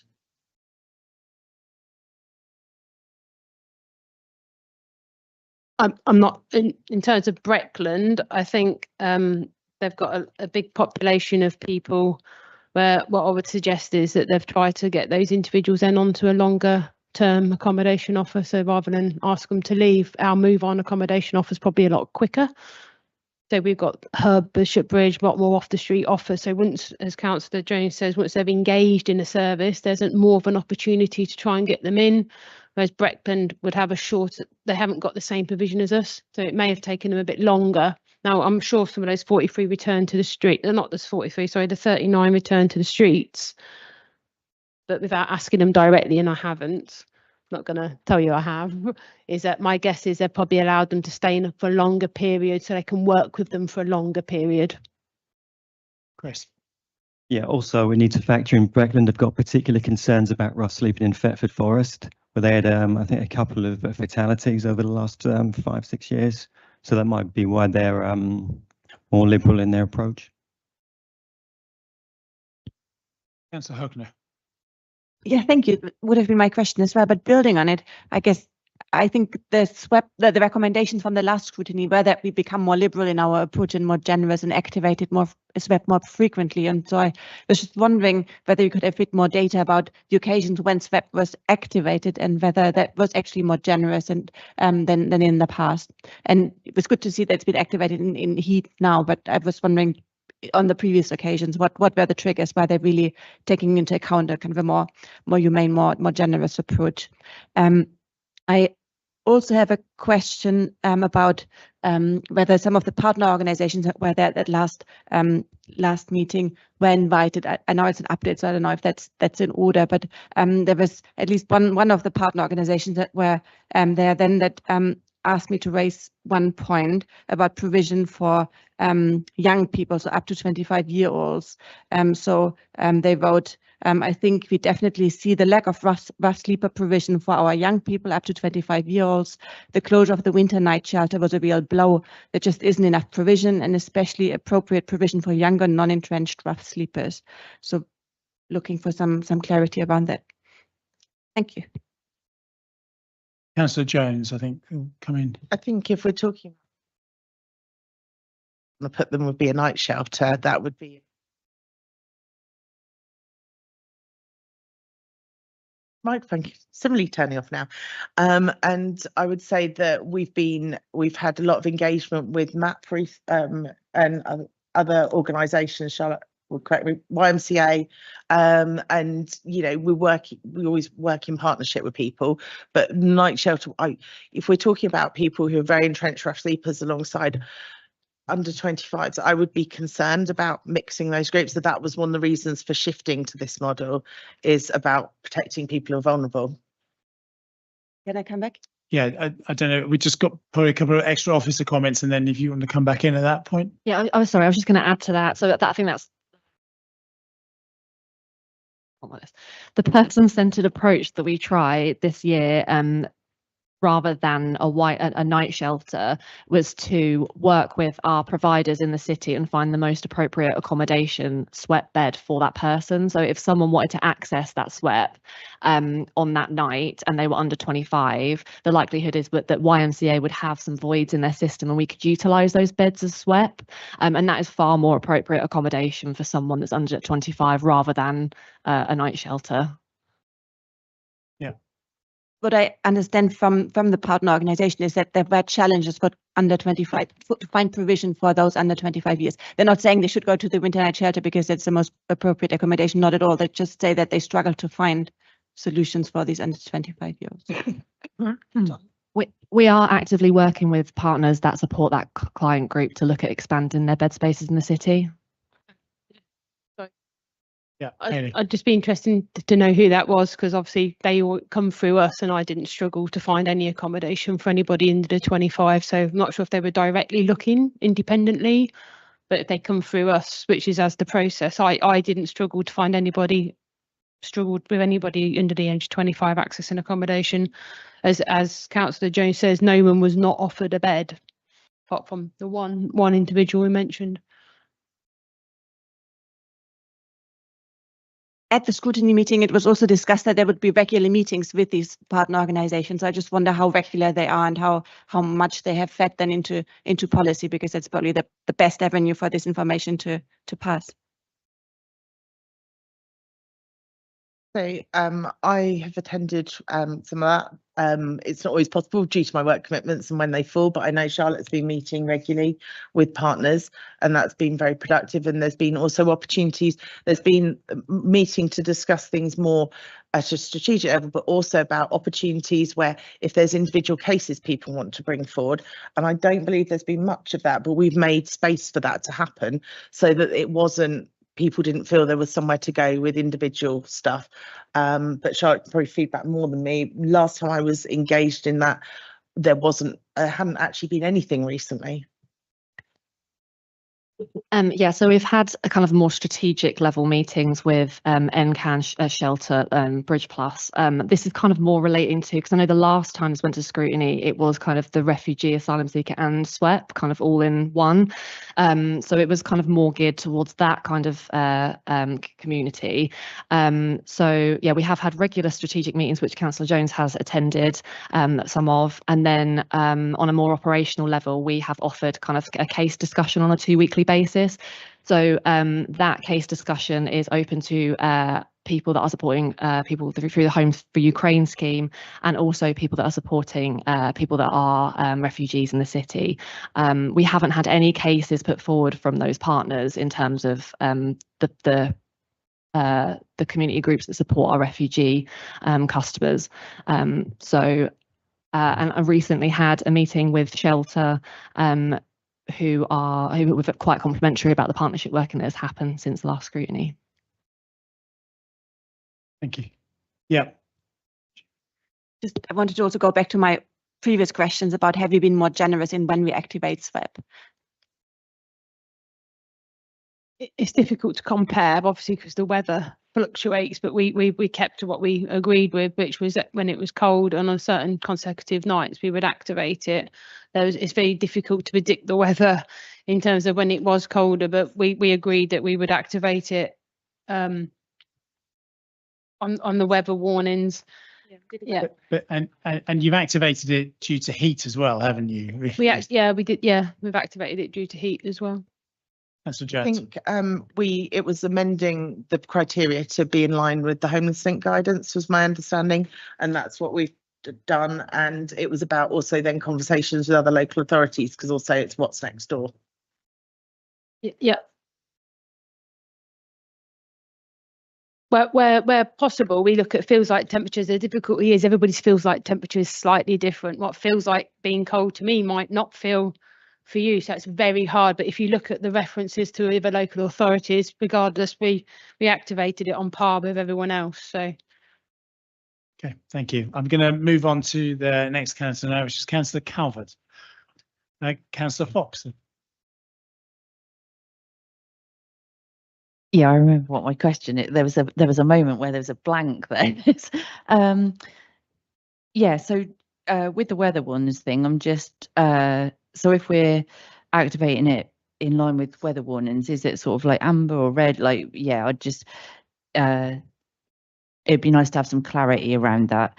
But my question was going to be about the one person, because obviously I can understand that about the what? About the one person that was turned away, because I can understand that you turned somebody away because they pose a risk, but I obviously don't want somebody who poses a risk to be left on a street. So I'm curious what happens in those situations with that one person, like how that's dealt with. Okay, so I can answer that. So obviously we deal with that all year round, not just during SWEP. And obviously sometimes it's very difficult, depending on the lateness of the day of the presentation, to find resources at late notice. So he was declined on the first time. By the time he presented at the second opportunity, we did have appropriate accommodation for him. I have to weigh up the risk of one person versus probably 15 other people, so it's unfortunate that we have to measure that risk at the time that they present, but he was only declined on the once. We then found a solution for him the second time around with a bit more planning and understanding of those risks. Thank you for that. Thank you. I have a question about the not running the winter night shelter, whether we have any kind of insight on what the effects of that were, whether we have any way of monitoring that. Do we know what has become of the people who used to use the winter night shelter in previous years? Do we know that not running it has not affected anybody negatively? It's something I could potentially look into for you, but it's very difficult to monitor where clients go. We don't always know. They might turn up for 2 nights, then disappear. So I could get some of that data for you, but it might be a little bit, have a few gaps. On page 33, there is a breakdown of the people that have used the SWEP placements this this winter just gone, and what the outcome is for them. I would presume that a lot of the people accessing SWEP this year potentially would have accessed SWEP the previous years in the night shelter. So that kind of gives you a bit of a breakdown, and we've monitored kind of the outcome of where they've gone after using the SWEP. Thank you. Is there any further questions? No. Well, I think we'll, unless anyone else wants to say anything else on this item, we'll draw a line under that and move to item 6, which is the update on refugees and asylum seekers. Welcome, Max.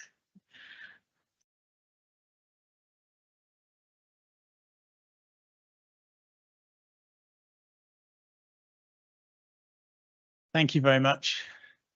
Yeah, thanks. Councillor Jones, did you want to give us a brief introduction on this one? This is the other area that I'd asked Councillor Wright if I can give you an update on, as we also discussed it at the same scrutiny committee. So you'll see, as we've already mentioned, the partnership working that has gone on in terms of liaison meetings, and working closely with NCAN and New Routes, Bridge Plus and others.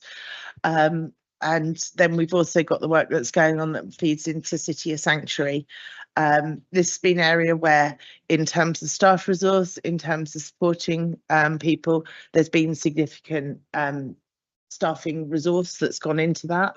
And I think it's something that we feel with partners that is working very effectively at the moment. I think we do need to be conscious of a national picture, but this is something that, and this is something we can, there are certain things we can control and certain things we can't in terms of decisions the Home Office makes and others. But in terms of what we can provide to City Council, our partnership working is working effectively, and those meetings have been very collaborative when I've attended. Max probably will be able to give more information on some of the work around City of Sanctuary than I can. So in terms of the Council of Sanctuary work, we're making good progress to becoming Council of Sanctuary. There's 2 main bits of work at the moment. So one, which we just completed, is around Refugee Week. So this year we hosted the launch in the Council Chamber, which was a real honour to do so. We also throughout the week had some Speak Up for Sanctuary training, which a number of officers across the council attended, as well as a number of councillors as well. And that training was around how to broach, how to kind of build some of those bridges amongst differences of opinion, which unfortunately is far too prevalent these days. And then finally, sort of to end the week, we had a football match on a Friday evening between people, sort of residents of the hotels and other refugees and asylum seekers and council officers, which was a great opportunity to kind of really connect on a human level, to sort of brings those themes of welcome, of inclusion, and that's all. Unfortunately, or fortunately, whichever way you look at it, it was 5-1, not to council officers, and I think it was a very fair result, actually. The other part of work that we're doing, the other big part, is around creating a sanctuary strategy. So you'll probably be aware we had 2 co-production workshops at the tail end of last year. That involved partners, VCSE partners, and it involved sanctuary ambassadors, so people who've got lived experience of the asylum system. On the back of that, we got a draft strategy, and we got in place a meeting to catch up again with the sanctuary ambassadors in September.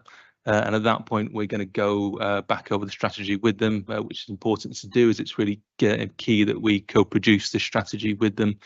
And at that point, hopefully, they'll be happy with the draft, and we'll be able to progress it through the correct systems. Great, thanks very much for that. Any questions from members on that? Councillor Herkner, and then Councillor Sands. Thank you. That all sounds really great.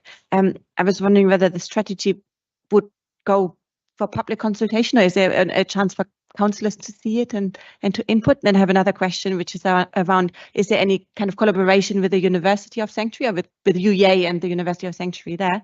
And then just one little question on page 46, landlord incentives were mentioned, which sounded quite depressing. So I was just wondering what, so to enable asylum seekers to stay in private rented accommodation, that landlord incentives were being paid. So I was just wondering what that entailed. If I take the first two of those, and then Charlotte, you're okay with the third one. So in terms of consultation, absolutely. It's really important that everyone will be consulted on this. We're quite keen that we go back to the sanctuary ambassadors first. And one of the questions we've got there is, how do we consult the wider population of people who've got experience in the asylum system, as well as the wider public as well? Absolutely, it will go to councillors at that point as well. Just remind me of your second part of your question. I started writing and then stopped. Oh, sorry, one was about UEA and the University of Sanctuary team there. Yes. And the third one was about landlord incentives. Yeah. So in terms of UEA, we're absolutely linked in with them. They run the Sanctuary Ambassador scheme, so we're linked in with them that way. On a broader level, we're linked in with the City of Sanctuary network, and kind of UEA link into that, as do a significant number of organisations across the city. So we're kind of a part of that network. Thank you. Who wants to pick up the landlord incentive? Charlotte. Oh yeah, Mike. Well, I'm going to blame the microphone and not me. Question around private rented access.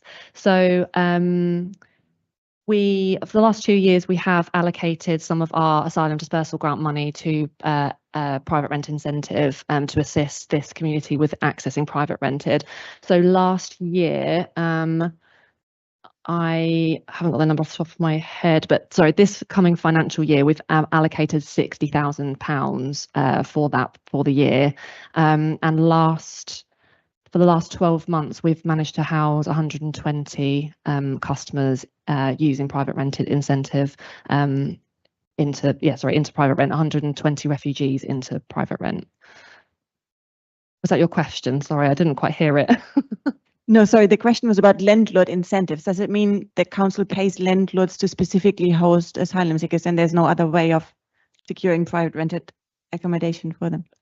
It's common to all our clients. It's not just for asylum seekers and refugees. There's a lack of single person accommodation in social housing in Norwich, because traditionally the council always built 2-bed flats for singles, but the bedroom tax killed that off. So we have never really developed enough 1-beds. We're addressing that at the moment. But that means that there's a need for us, for any single client, to look at the private rented sector and to pay landlord incentives, because obviously there's a lot of competition for single person accommodation from university, places like that. So yeah, it's not common just to refugees and asylum seekers. To all our clients facing homelessness, we will pay landlord incentives.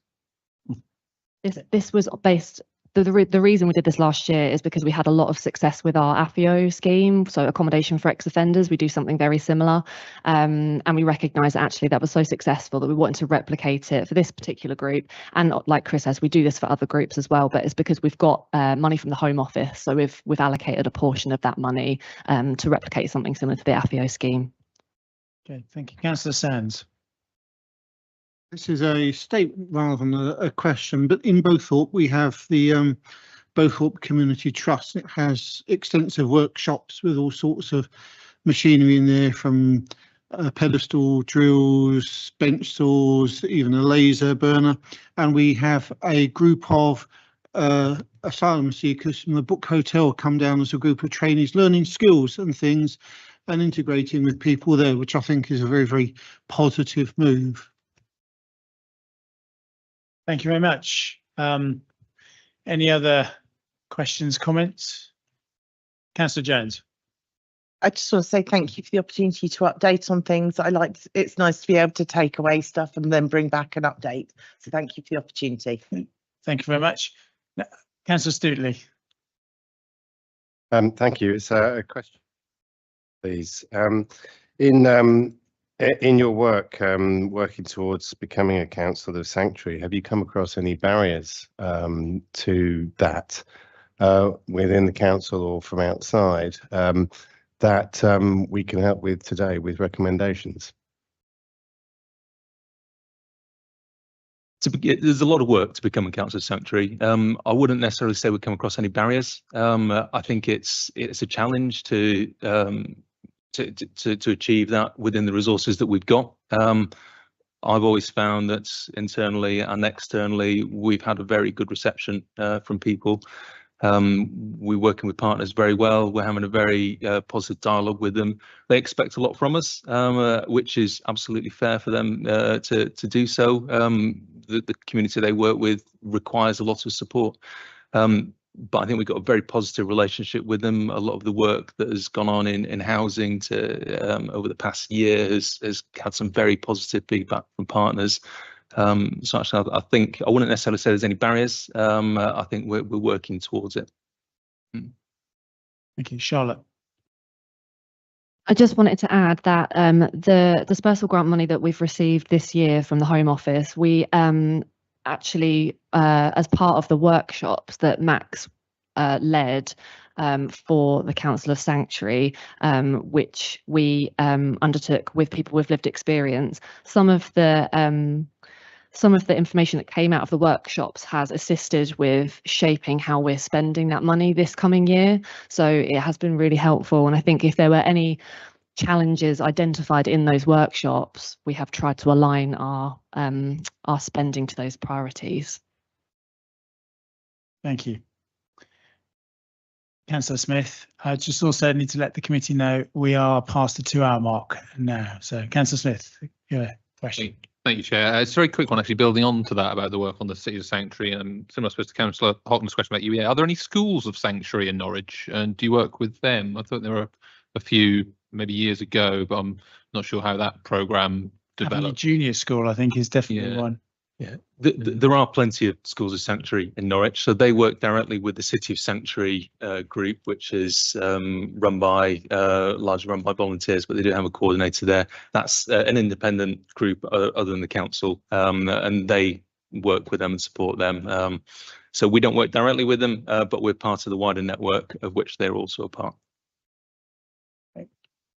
Thank you very much for that. Well, I think in the absence of anything else, we'll call time on that particular item. Thank you very much, Councillor Jones and officers, for coming and give you an update. What I'm going to do, rather than go through the whole business of, unopposed business, etc., we should be able to canter through the last 2 items very quickly. So the next one will be the Scrutiny Committee's annual report. I'm proposing that members have read that, and that will be coming to full council in September. By that point, it will have the chair's forward and the potential with maybe some graphics and things in it. Yeah, so that'll be a work in progress over the summer months.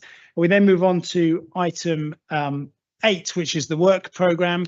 On that, I've already had representations from members of the committee and members of the cabinet to look at Lion Homes, and what I'm proposing is that we work up some scope for what that scrutiny might look like and bring that back to September's meeting. Are members happy with that? Okay. Anything else on the work programme? Yeah, Councillor Hubner and then Councillor Calvert. I think it's a question probably for the monitoring officer. Is there a time frame for reporting back from a task and finish group? So would the deliberative democracy, the task and finish group, need to bring a report back this civic year? Doesn't appear to be working. There's no actual time scales. This is the task and finish group for democracy. Yeah, we are.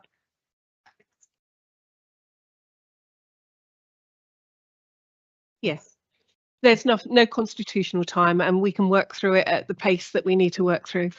And in fact, one of the things I picked up at a previous conference for the Centre for Governance and Scrutiny was that there are some councils that might have a piece of work like this that actually goes over multiple civic years in order to, we've just never traditionally done that, but there's nothing that prevents that from happening. Councillor Calvert. Thank you very much, Chair. Community Safety Partnership Crime and Disorder panel is still to be confirmed. Do we have any update on that, please? Yes, officers have suggested potentially looking at it sometime after November. I only got that email through this week, so I'm just looking at the work programme, and then we could bring it as a recommendation.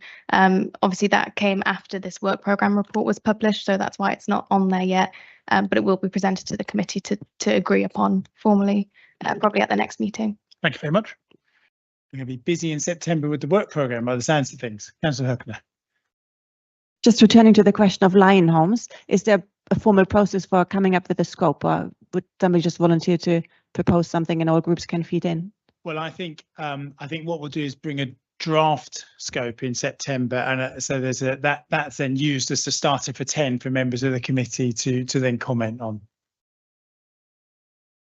But I'm prepared to, obviously, if members informally outside of this meeting want to contact me, and then I can collate that and feed into officers, so that by the time we get to September scrutiny, there is something that may well represent the sort of the general views of the committee.